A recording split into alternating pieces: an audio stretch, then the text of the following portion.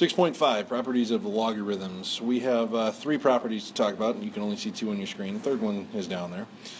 First one is the product property.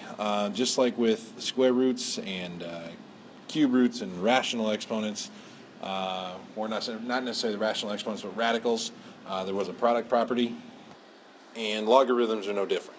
Okay, so the first one, the product property, says that if we have the log base b of mn, okay, so we're taking the log base 6 of 7y, something like that. Okay, so the log base b of mn, how we can break this up is the log base b of m plus the log base b of n. Okay, so if we're multiplying something like right here, if we're multiplying this, we can split it into addition, where we take the log of one, the log of the other, and add them together.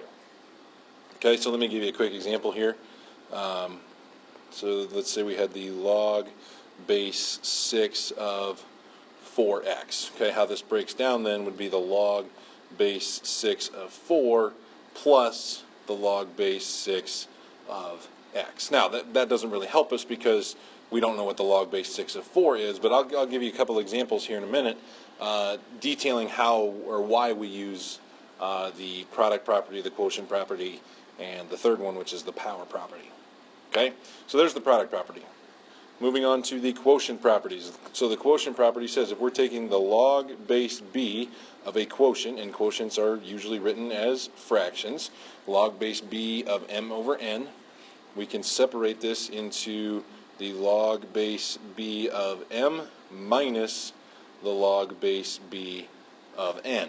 Okay, so very similarly to the product property where we have a product and we add, now we have a quotient and we're going to subtract. Okay, so another example here. If we had the log base 7 of x over 8, okay, how we would break this down would be the log base 7 of x minus the log base 7 of 8.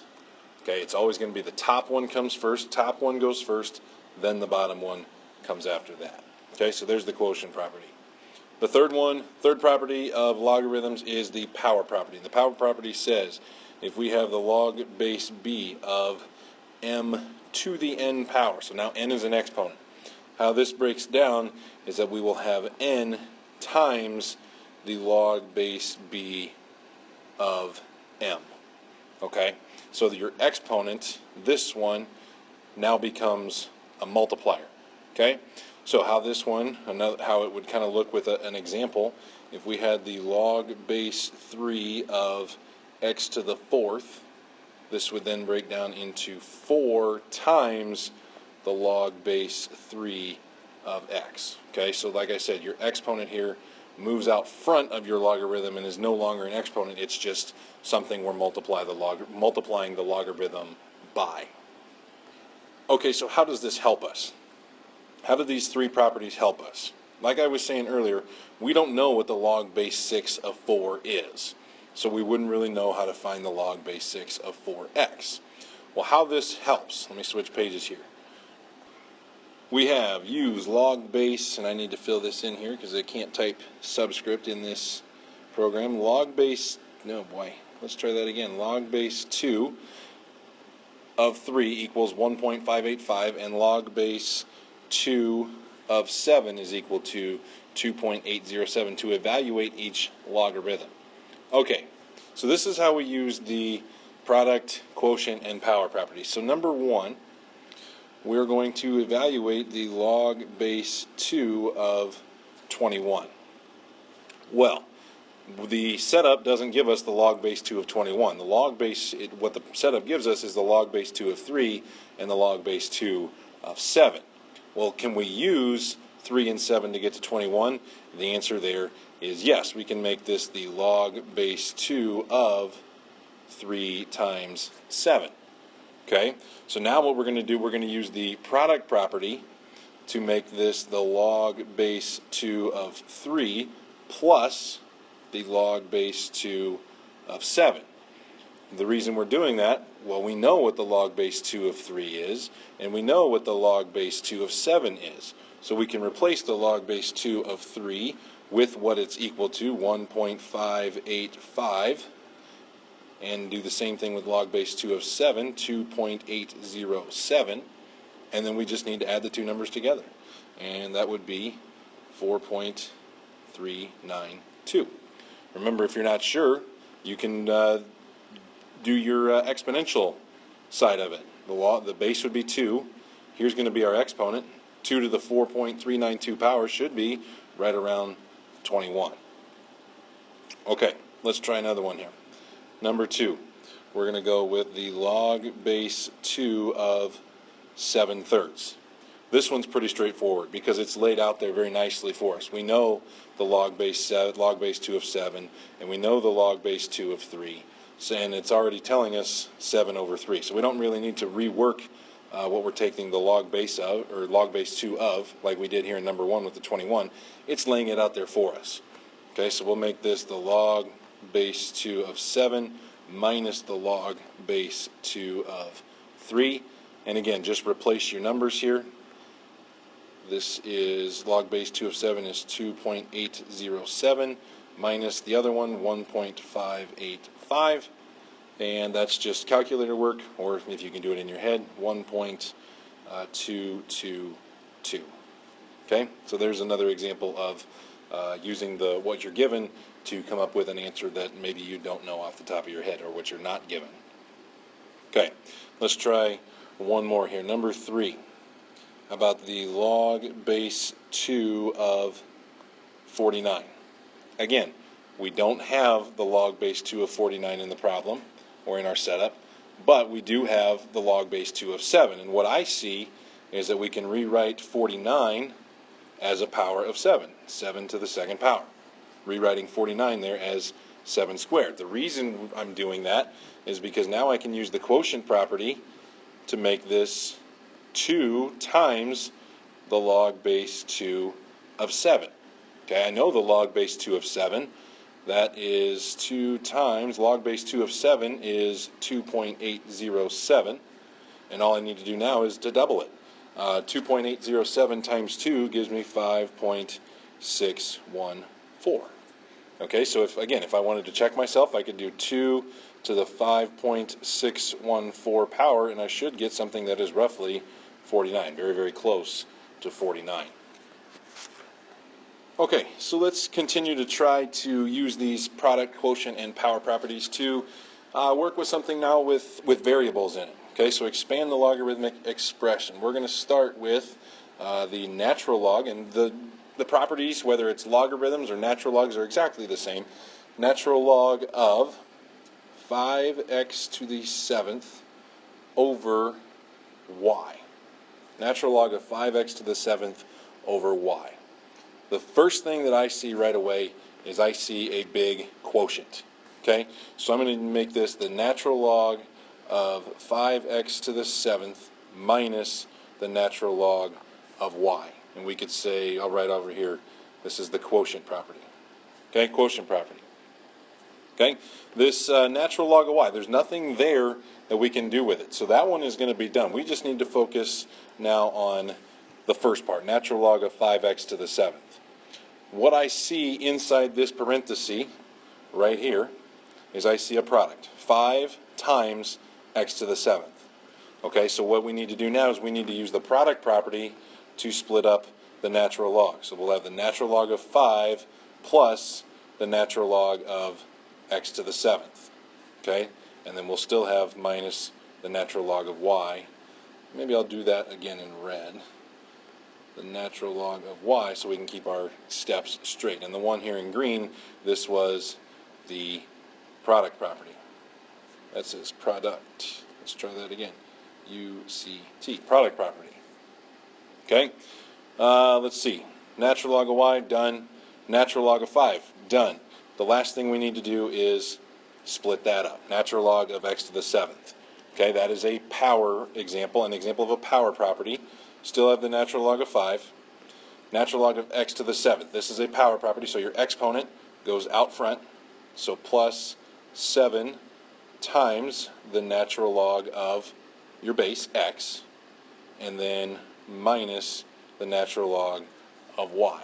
Okay, so what I did there in blue was the power property. So I used all three properties to expand the logarithmic expression. And once I've gotten to something that doesn't have a product or a quotient or a power, you're done. Natural log of 5 doesn't have anything. 7 times the natural log of x, not anything else. Natural log of y has been done from the beginning. So your final answer, natural log of 5 plus 7 natural log of x minus the natural log of y, that's your final answer. Okay? Looks nasty, really isn't that difficult if you just take it step by step. Let's try another one here. Number 2. We're going to go with the log base 6 of 3x to the 4th. This one's actually going to be a little simpler than the first one. What I see right away is a product, 3 times x to the 4th. And if we've got a product, we can split it up into the log base 6 of 3 plus the log base 6 of x to the 4th. Okay, this is a product property step. Okay, log base 6 of 3, that is done. There's no products, there's no quotients, there's no powers. We are done with log base 6 of 3. However, we have a power here. And I'll do this one in yellow, this step in yellow. The first one's not going to change though, the log base 6 of 3 plus, now the power, remember your exponent goes out front, becomes a multiplier, 4 times the log base 6 of x. This is a power property example or step. Okay, so now log base 6 of 3 is done. 4 times the log base 6 of x, that's also done. There's no products that we're taking the logarithm of, there's no powers, there's no quotients. We are done. Your final answer, log base 6 of 3 plus 4 times the log base 6 of x. Let's try one more. Number 3. The natural log of 5 over 12x. Okay, and we can put that in parentheses. Natural log of 5 over 12x. Okay, first thing that I see right away is a quotient. So we'll make this the natural log of 5 minus the natural log of 12x. Okay, and if we want, we can put that in parentheses. This is a quotient, an example of the quotient power, or quotient property. Sorry, quotient property. Okay, natural log of 5, we're not going to be able to do anything with that. That's just a number. What I do see here in the second natural log is I've got a product, 12 times x. Okay, so we'll leave the natural log of 5, natural log 5 minus, and be careful here because we're subtracting what's going to be something that turns into addition. So we're going to make this the natural log of 12 plus the natural log of x. I could make that blue if I wanted to. If you left it just like this, and this is a product property example, if you left it just like this, where you have natural log of 5 minus, and then parentheses, natural log of 12 plus natural log of x, that would be a perfectly acceptable answer. On a quiz or test, I would count that 100% correct. If you want to expand it even further, think of that as a -1, and you can distribute. So you have the natural log of 5 minus the natural log of 12 minus the natural log of x. Either one here, I'm going to draw arrows, that one or that one, either one is correct, either one is perfectly fine on a quiz or a test. When it comes to big ideas, you know, sometimes they might require this second answer here where you expand it out a little farther, but for my intents and purposes, the second one is perfectly fine. Okay, let's try going the other direction. So in everything so far, I've given you something that's fairly condensed, and we have to expand it. But now we're going to go the other direction. I'm going to give you something fairly expanded, and it's going to be your job or our job to condense it, make it smaller. So number 1, here we go. Log of 9, so we're working log base 10, log of 9 plus 3 log of 2 minus the log of 3.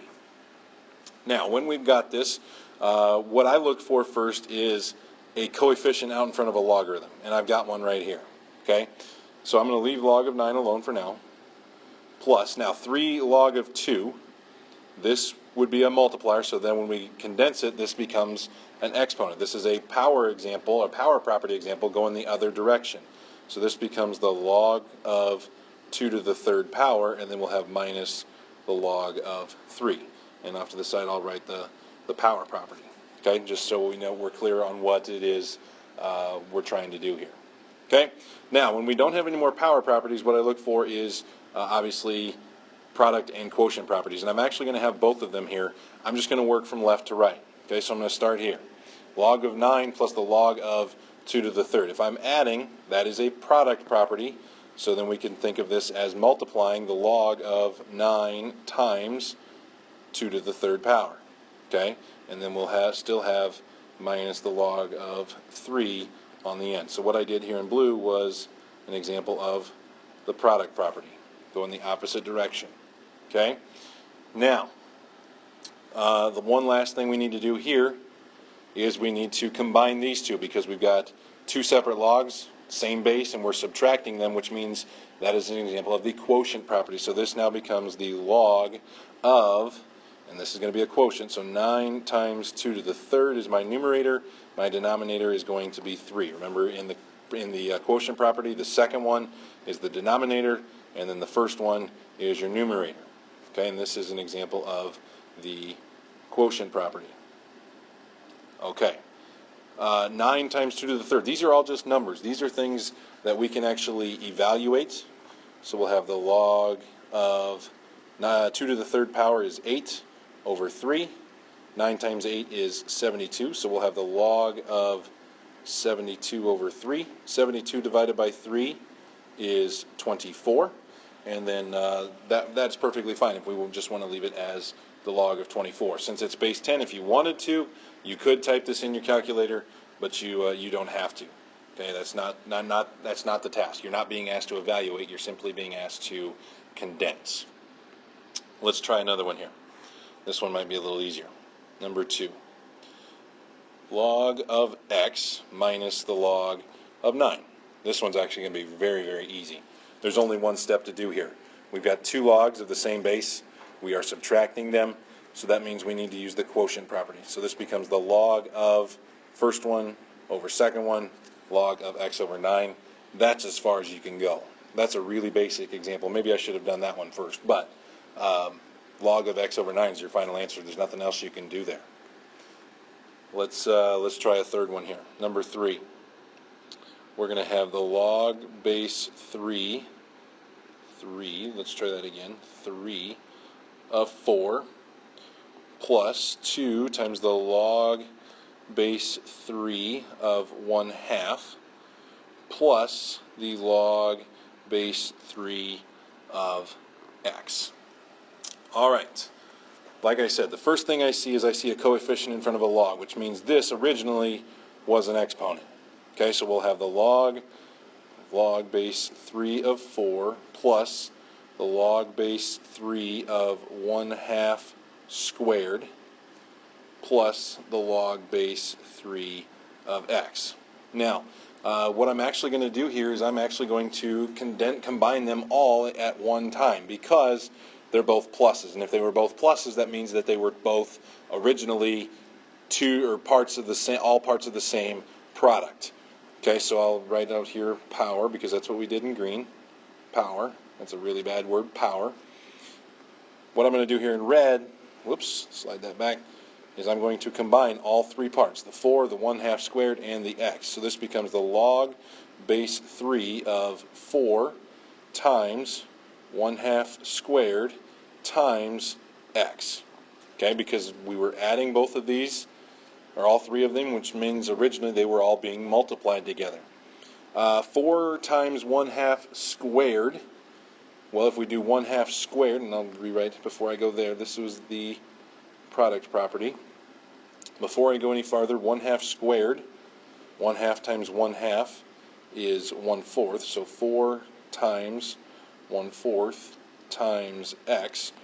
That works out very, very nicely, because 4 times 1/4 is 1. So we're just left with the log base 3 of x. So we're starting out with something that doesn't look very great and ending with something that isn't that horrible at all. All right, the last big topic in section 6.5 is the change of base property. This is how you're going to type any logarithm with any base in your calculator. There were several times in previous section where somebody would ask me, how do you type in log base 3 of 6 in your calculator? My answer was, you don't. Well, I was lying slightly. There is a way, and you have to use the change of base property to do that. Change of base property says if we have the log base c of a, and I'm just using variables here, you can do one of two things to actually evaluate this in your calculator. You can use log base 10, so log of a divided by the log of, not base c, log of c. This is in base 10. Base 10. Or what you can do is you can use natural logs. Natural log of a over the natural log of c. And this is in base, base e. Okay? Either one is fine. You can choose whichever one you want, but notice that a is always on top, c is always on bottom, okay, when we're doing these logarithms. Now, it's important, though, when you type this in your calculator, you're going to need to have parentheses. Log of a, parenthesis, divided by parenthesis, log of c, parenthesis. Okay? So, evaluate using common or natural logarithms. We'll use this change of base formula, and we'll use our calculators to do that. Number 1, we'll find the log base 3 of 8. How we're going to do that, we'll use common logarithms this time. Well, actually, we'll do both ways. We'll start with base 10, so we'll have the log of 8, the big number, divided by the log of 3. And what we're going to find when you type that in, and make sure you have parentheses around your logs, at least the second one for sure, log of 8 divided by log of 3. When you do that, what you should get is 1.893 or so. That's rounded to 3 decimal places. If you wanted to use natural logs, natural log of 8 over the natural log of 3, what you should find is that it's the same answer. Okay? So, whether you do common logs with base 10 or natural logs with base e, as long as you're using the same one for both, natural log or common log, just not log on top, natural log on bottom, or vice versa, you should get the same answer. Let's try one more here. Number 2. Let's go with the log base 26 of 9. Okay? So remember, if we think about this exponentially, we're thinking 26 to what power is equal to 9. That's not something that is very common knowledge. So we use the change of base formula. So we'll have the log of 9 over the log of 26. Or what we could do is the natural log of 9 over the natural log of 26. And either way, if we type them in correctly, we should type them in correctly, not incorrectly. We should get the same answer. And that answer is 0.674.